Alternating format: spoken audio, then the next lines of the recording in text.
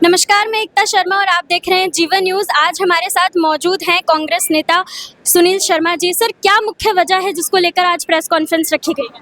आज जिस प्रकार से ग्वालियर शहर में एक बहुत ही दुखद घटना घटी कि एक मोहिते गार्डन के पास नाले में बहने से, अधूरा नाला निर्माण कार्य की वजह से नाले में बहने से सीताराम साहू जी की मृत्यु हो गई। इस मौत का जिम्मेदार कौन?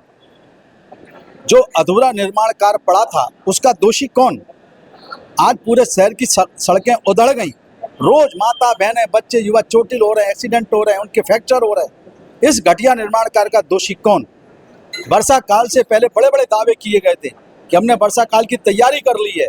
आज जिस प्रकार से पूरी व्यवस्था ध्वस्त हो गई, लोगों के घरों में सीवर का, बरसात का पानी भर गया, उनकी खाने की सामग्री तक नहीं बची, इसका दोषी कौन?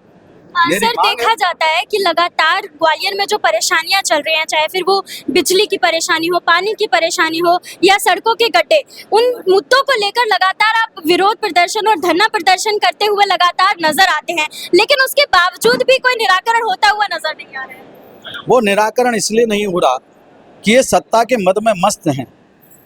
इनको जनता के दुख दर्द से कोई लेना देना नहीं है।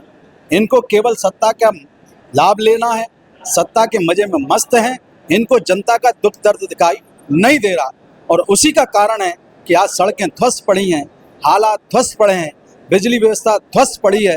केवल मस्त हैं तो शासन और प्रशासन में बैठे हुए लोग।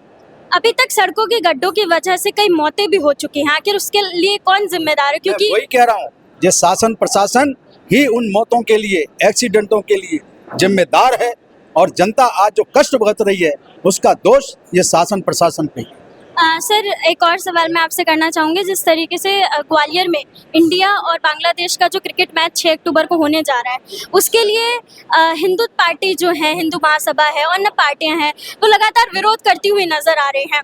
जबकि बीजेपी की सरकार है ग्वालियर में और बीजेपी को ही एक हिंदू पार्टी कहा जाता है कहीं ना कहीं।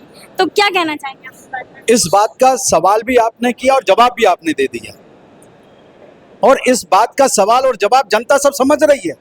इनकी कथनी और करनी जनता समझ रही है और इनके राजनीति करने का जो तरीका है उसको भी जनता समझ रही है।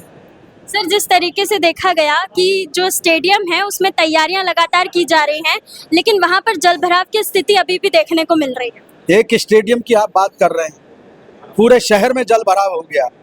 पूरी शहर की आज जनता त्राही त्राही कर रही है। ये मैच कराने मस्त है।